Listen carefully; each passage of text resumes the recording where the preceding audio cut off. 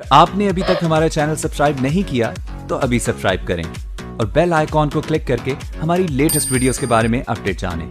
Subscribe कीजिए और हम आपको लिए चलेंगे आपकी फेवरेट वीडियो की तरफ।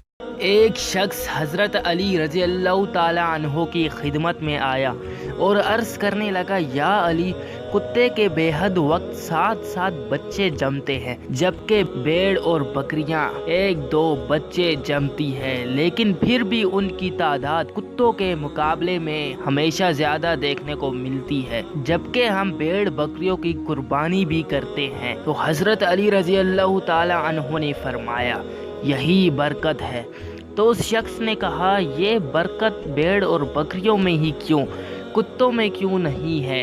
तो हज़रत अली रज़ी अल्लाह ताला अन्हो ने फरमाया, भेड़ और बकरियां रात को सो जाती हैं और सुबह फजर के वक्त जाग जाती हैं और रहमत को पा लेती है, जबकि कुत्ते सारी रात भौंकते हैं और फजर के वक्त आकर सो जाते हैं, इसलिए वो बरकत से महरूम हो जाते हैं।